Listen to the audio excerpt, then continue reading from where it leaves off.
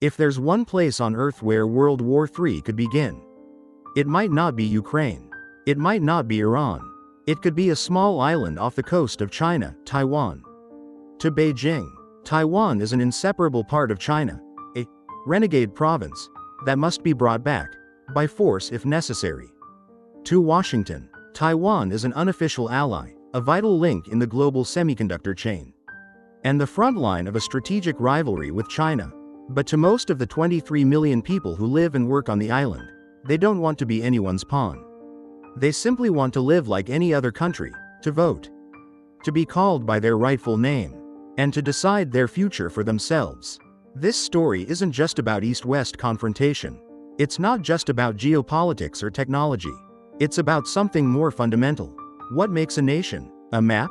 A flag? Or the will of the people who live there? While the world often sees Taiwan as a military flashpoint, maybe it's time to ask a deeper question. What exactly is Taiwan? Why does this island matter so much that it could reshape the global order? And can it remain free, without ever declaring independence? Blank. Underscore. Blank. Ask a 60-year-old in Taipei where they're from, and they might say, "I'm Chinese." Ask a 20-year-old university student the same question, and the answer will likely be, "I'm Taiwanese." Taiwanese identity isn't fixed. It's a process, shaped by history, by migration, by war, and by politics. For centuries, Taiwan was home to indigenous peoples. It wasn't part of China or Japan. Then came the Qing dynasty. Then nearly 50 years of Japanese colonial rule. During that time, Taiwanese society became used to different ways of governance, different values, different languages. Then in 1949, after losing the civil war to Mao Zedong, General Chiang Kai-shek fled to Taiwan with 2 million soldiers, officials, and refugees. They brought the flag of the Republic of China. They brought the entire Kuomintang government, and they tried to rebuild a miniature China on the island. But that was over 70 years ago. Today, most Taiwanese no longer see themselves as part of mainland China. They speak Mandarin, but also Taiwanese Hokkien, Hakka, and indigenous languages. They use traditional Chinese characters. But their society operates like a Western democracy, with freedom of the press, vibrant civil society, and competitive elections. A recent survey showed more than 60% of young people in Taiwan under 30 identify as only Taiwanese, not Chinese. And that number is growing. But the world hasn't caught up. Taiwan still doesn't have a seat at the United Nations. Its passport is rejected in many countries. Its Olympic athletes must compete under the strange name, Chinese Taipei, a label that dodges the issue while denying their identity. And here's the paradox. To enter China, Taiwanese citizens don't need a visa, because Beijing considers them compatriots. But when they arrive at the airport, they're not treated as Chinese citizens either. They must present a special Taiwan compatriot permit, and go through a separate immigration lane, the same used for people from Hong Kong and Macau. They don't use passports. They don't have full legal status. They exist in a kind of legal limbo, recognized, but not accepted. This is what makes Taiwan unique. It has a government. It has a military. It holds democratic elections. But it has no official name. It is a nation, unrecognized by most of the world. And yet, one thing is undeniable. The people of Taiwan no longer carry themselves like a remote province. They live like citizens of a country, with pride, with ideals, and with a sense of their own future. In the 17th century, after the Ming dynasty fell to the rising power of the Manchus, a general named Zheng Chegong sailed across the sea and seized Taiwan from the Dutch. He declared loyalty to the fallen Ming court and turned the island into a last stronghold, a base for resistance against the Qing. But Zheng never reclaimed China. His son surrendered not long after, and Taiwan was eventually absorbed into the Chinese Empire, not by the Ming, whom he served, but by the Qing, who had replaced them. 300 years later, history repeated itself in a strangely symmetrical way.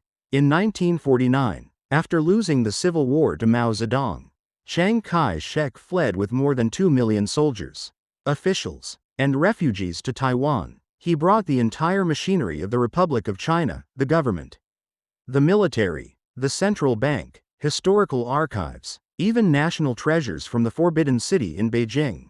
Once again, the island became a refuge for a collapsing dream. If Zheng had hoped to restore the Ming, Chiang dreamed of retaking the mainland. For years, his slogan remained, "Recover the Chinese homeland." But deep down, Chiang knew he would never return. And he knew why. So the island that was supposed to be a temporary base slowly became the new center of the Republic of China, while mainland China became the People's Republic of China. Ruled by Mao, two governments, two maps, two worlds, each claiming to be the real China. The early years in Taiwan were dark. The Kuomintang imposed martial law for 38 years, imprisoning and executing those suspected of communist sympathies. Many local Taiwanese, who had never supported the KMT, were labeled unstable elements. In February 1947, a brutal crackdown erupted after public protests in Taipei. It's estimated that between several thousand and over 20,000 people were killed in what became known as the 228 Massacre. From that point on, many Taiwanese lived in fear and silence, while Chiang's government built an extreme anti-communist society, schooling the population with maps of a unified China, stretching from Tibet to Hainan Island. And yet, paradoxically, it was during this time that Taiwan launched a remarkable transformation. With American aid and Cold War protection, Taiwan became one of Asia's economic dragons. While China endured the Great Leap Forward in the Cultural Revolution, Taiwan was building factories, exporting goods, expanding education, and growing a middle class. This island, once a place of exile, moved decades ahead of the mainland. But there was a bitter irony: to modernize, the government had to suppress Taiwan's own identity. Local languages were banned in schools. Japanese culture, once widespread under colonial rule, was erased. Native Taiwanese were largely excluded from power. In other words, the Kuomintang didn't just flee to Taiwan, they imposed their map, their memory, and their vision of China onto the island. That's why, even though they lived there, many Taiwanese felt like guests, not hosts. It wasn't until the late 1980s, after the death of Chiang Ching-kuo, Chiang Kai-shek's son, and the gradual retreat of military rule, that Taiwan began its democratic awakening. Long-silenced traumas, like the 228 Massacre, were finally acknowledged. Taiwanese identity, once suppressed, began to find its voice. From an island torn by empires, from a political exile zone, Taiwan began to transform, not into an officially recognized nation, but into one that was, in every way that mattered, psychologically, politically, and culturally independent. And the irony is this: it's precisely exile, and the lack of recognition, that has made the Taiwanese understand who they really are, more clearly than ever before. If you only look at Taiwan today, a place with free presidential elections, independent media, and the right to protest, you might think that democracy here was always a given. But in reality, it was a hard-earned achievement, delayed for decades, and always at risk of being undone. For nearly half a century after 1949, Taiwan was not a democracy. It was an anti-communist authoritarian regime, where the Kuomintang ruled with absolute power under the banner of wartime emergency. There were no direct presidential elections, no legal opposition. Anyone suspected of being pro-communist or subversive could be arrested, interrogated, even executed, without a public trial. For the government at the time, freedom was not the priority. Survival was, as long as Beijing continued to promise it would liberate Taiwan. The Kuomintang refused to loosen its grip on power. But by the 1970s and 1980s, Taiwan's economy was booming. Like the other rising Asian tigers, a growing middle class began to demand more, not just stability, but political participation. That pressure became unstoppable when Chiang Ching-kuo, the son of Chiang Kai-shek, assumed power. In 1984, he made a bold decision. He appointed Lee Teng-hui, a native-born Taiwanese, not part of the mainland elite, as vice president. And when Chiang died in 1988, Lee became president. History took a sharp turn. Lee Teng-hui didn't just become Taiwan's first native-born president. He became the one who opened the door to Taiwan's first-ever direct presidential election, in 1996. That election didn't go unnoticed. To intimidate voters, Beijing launched missiles into the sea around Taiwan. But the people weren't afraid. They turned out to vote in massive numbers. And Li Teng-hui won. From that moment on, Taiwan committed fully to democracy. Opposition parties like the Democratic Progressive Party, DPP, emerged and began challenging the KMT's monopoly on power. In 2000, something historic happened. Chen Shui-bian, a DPP candidate, won the presidency, ending more than 50 years of uninterrupted KMT rule. Since then, Taiwan has become one of Asia's most vibrant democracies.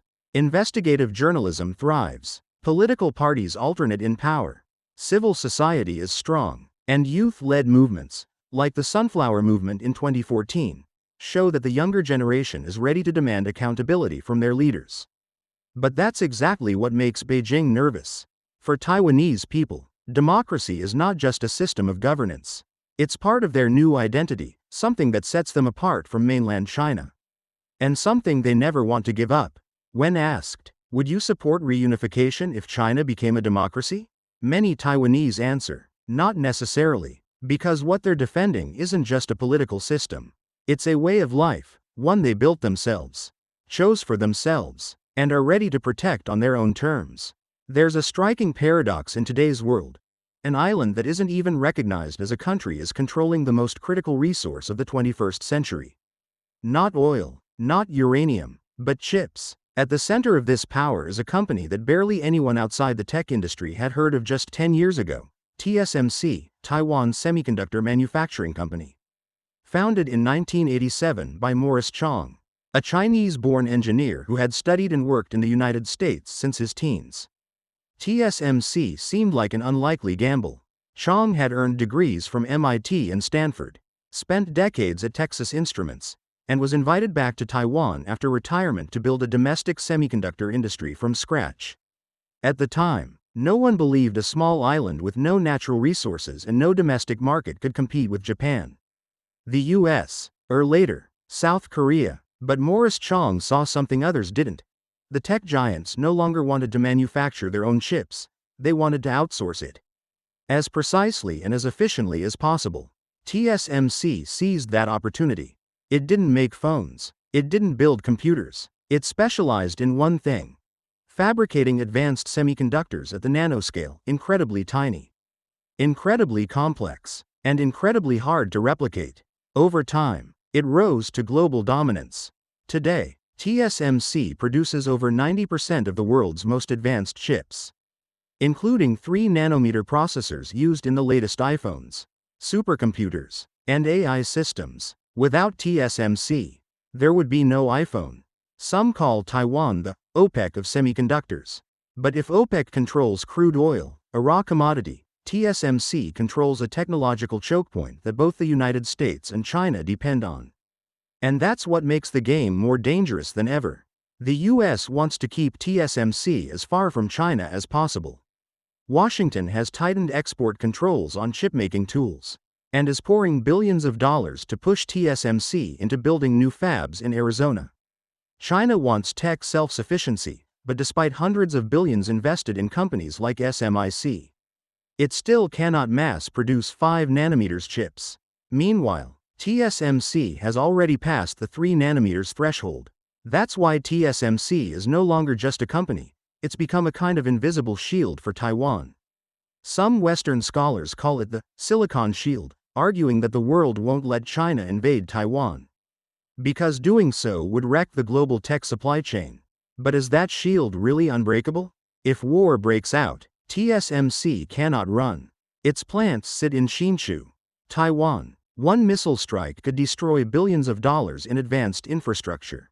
While it's unlikely China could simply take over the technology, which relies heavily on specialized talent, software, and global supply chains, the security risk is real. And that risk deeply concerns not just Taiwan, but the entire Western world. And TSMC isn't alone. Taiwan is also home to Foxconn, the largest electronics manufacturer in the world. Foxconn assembles iPhones for Apple, servers for Amazon, and hardware for Sony, Microsoft, and others. What's more, Foxconn employs hundreds of thousands of workers inside mainland China, especially in Shenzhen and Zhengzhou. That's the paradox. Taiwan sells to the West, but is deeply embedded in China's supply chains. It lives within Beijing's line of fire, profits from China's market, and serves as a strategic partner of the US and its allies. Since 2020, the US-China chip war has escalated step by step, and Taiwan has been pulled into the middle. Like a pawn, or perhaps a king without a throne, the US banned chip exports to Huawei and pressured TSMC to cut ties with Chinese firms. China retaliated by pushing local chip programs and increasing procurement from third-party countries. The EU and Japan scrambled to lure TSMC into building fabs to diversify their own supply chains. In this game, Taiwan has no formal alliances, no defense treaty, yet it holds part of the world's digital lifeline. And the question becomes, how long can this fragile balance last? And if it collapses, who will control the chips? Who will control the future of technology itself? To China's leadership, the Taiwan issue is not a simple border dispute. It's not just about politics or national interest. It is, in their eyes, a historical wound and an unpaid debt. Xi Jinping has made that crystal clear. Unifying Taiwan is a crucial part of the rejuvenation of the Chinese nation. We do not renounce the use of force. We reserve the right to take all necessary measures. These are not passing threats. They reflect a deep conviction within Beijing's ruling elite.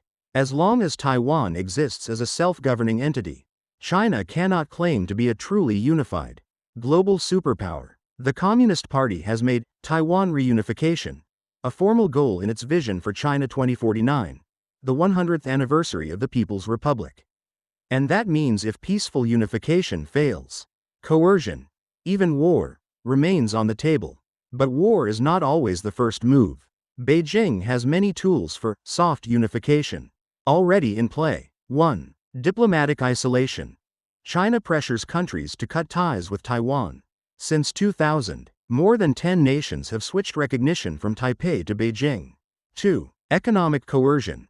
Through control over trade, tourism, and investment, China has repeatedly used financial pressure, especially when Taiwan's Democratic Progressive Party is in power.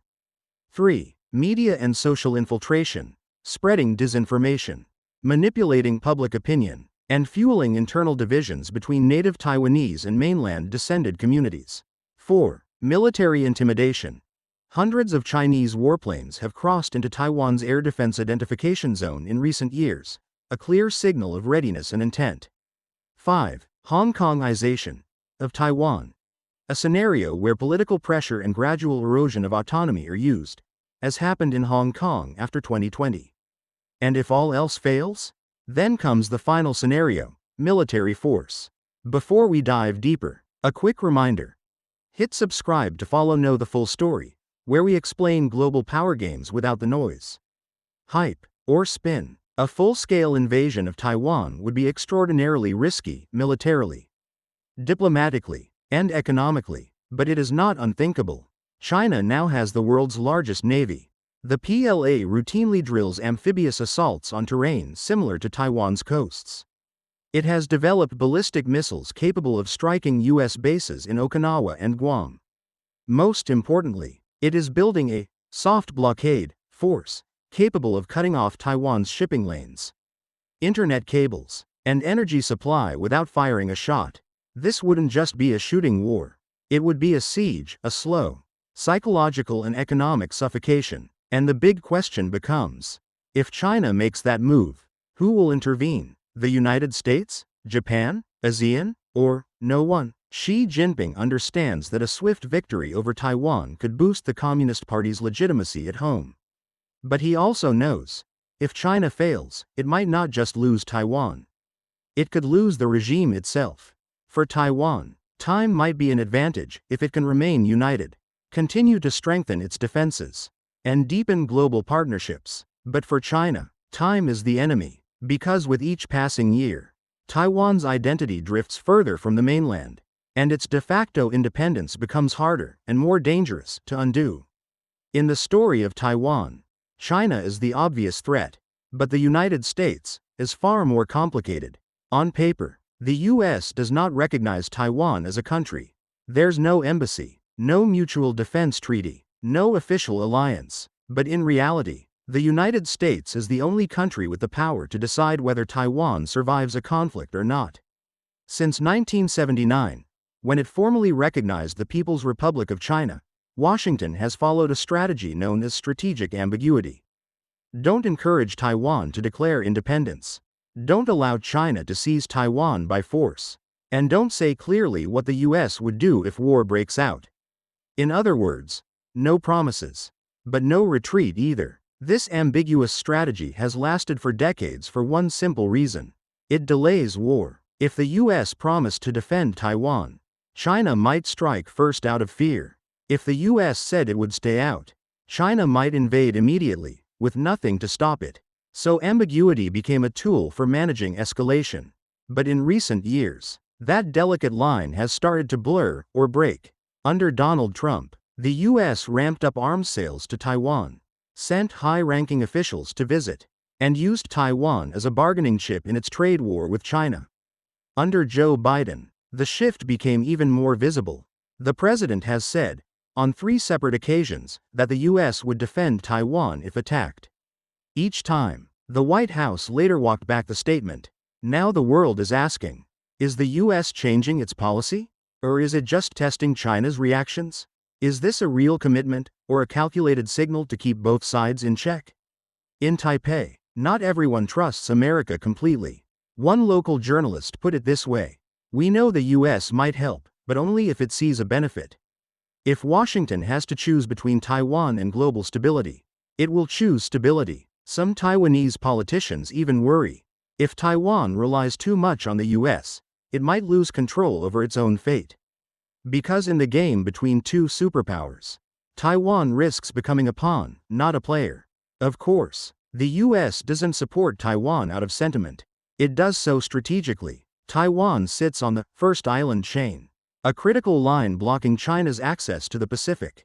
It's the epicenter of global semiconductor production, especially the advanced chips the US needs for AI, defense, and high tech. And most importantly, if China takes Taiwan, America's credibility would collapse, shaking alliances from Japan to NATO.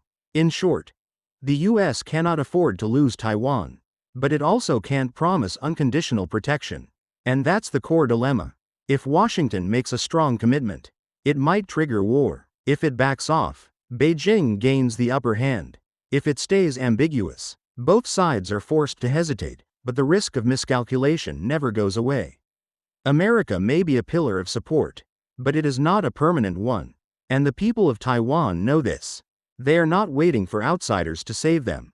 They're strengthening their defenses, advancing their tech industries, building a unique national identity, and holding their society together under constant pressure. That's why, in this global chessboard, Taiwan is both a vulnerability and a strategic fulcrum. And whether the US chooses to step in, or step back, may determine not just the fate of one island, but the shape of the entire 21st century. For decades, the world has grown accustomed to a fragile balance, one that everyone knows can't last. But no one dares to break. China says, we will unify. Taiwan says, we won't declare independence, but we won't return. The US stands in the middle, selling weapons while urging everyone to maintain the status quo. But all ambiguity has its limits.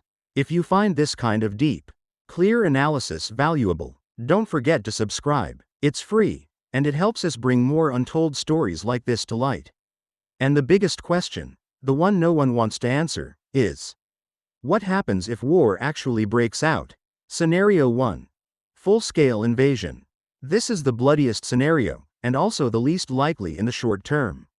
The People's Liberation Army sends hundreds of thousands of troops across the Taiwan Strait, launching direct assaults on coastal cities like Kaohsiung, Tainan, and especially the capital, Taipei. But Taiwan is not an easy target. The terrain is rugged, the coastline is narrow and hard to land on. Taiwan's military has built fortified shelters, missile defenses, and asymmetric warfare strategies. The public, especially the younger generation, is ready to resist. Not to defend a government, but to defend a way of life. And if the US, Japan, or Australia intervenes, The conflict could spiral into a full-blown regional or even global war. This is the scenario everyone is preparing for, and everyone is hoping never happens. Scenario 2. Total blockade. More likely, and just as dangerous, is a Chinese blockade. No ships allowed to dock at Taiwanese ports. Undersea internet cables cut. Cyber attacks on transport and energy systems. Threats against airlines, cargo ships, and foreign companies. Taiwan is an open economy, heavily reliant on exports of chips, components, and electronics. A blockade lasting just 2 to 3 weeks could bring the economy to a halt. And here lies a critical vulnerability. Taiwan has only about 60 days worth of oil. It has less than 6 months of food reserves. And it cannot manufacture all its own components without access to global supply chains. China wouldn't need to invade immediately. It could just wait, as panic spreads, confidence crumbles, and pressure mounts for Taiwan to accept a peace agreement on Beijing's terms. If the US wanted to break the blockade, it would have to send warships and aircraft, and that could trigger direct conflict. Scenario 3. Psychological warfare and internal collapse. This is the quietest scenario, but the most insidious. Instead of launching missiles, China escalates propaganda, inserts agents, manipulates elections, and sows distrust in Taiwanese society. The goal is to divide the population, stir up tension between ethnic groups, target democratic leaders with smear campaigns, propose a peace deal that looks neutral but locks Taiwan into dependency. If successful, China could gain control without firing a single shot. But if it fails, Taiwan's society may grow even more determined to break away, and the situation could spiral out of control. Whichever path it takes, the world will pay a price. Car factories will shut down due to chip shortages. Major tech companies will lose production capacity. Global stock markets may crash. US-China relations could collapse. And millions of lives, civilian and military, could be caught in a war nobody wanted. The future of technology, international order, and belief in global law is resting on the fate of a tiny island with 23 million people. You're watching Know the Full Story. And this isn't just a story about one island. It's a story about power, about resolve, and about the outer limits of ambiguity. In the modern world, we tend to define a country by 3 things: territory, government, and international recognition. But Taiwan challenges all 3. Its territory is disputed, its government is not recognized by the UN, and its legitimacy, most countries pretend not to see. And yet, Taiwan endures, not just as a state, but as a will, the will of a people who were once colonized, censored, and isolated, but who built a democratic, prosperous, and open society on their own terms. The will of people who don't need to declare independence, because they live it every single day. And that's exactly why Taiwan feels so threatening to major powers. Not because of a strong military, not because of nuclear weapons, but because it's living proof of something uncomfortable: that a country can exist without needing permission. In a world where technology is power, identity is a weapon, and influence no longer wears a uniform, Taiwan is the most delicate battlefield of all. A battlefield not for tanks or missiles, but for a deeper question: who gets to exist? Who gets to write history? And does this world still have room for small nations that want to choose their own fate? Thanks for watching. Subscribe to Know the Full Story to help decode power struggles in global history and current affairs with clarity.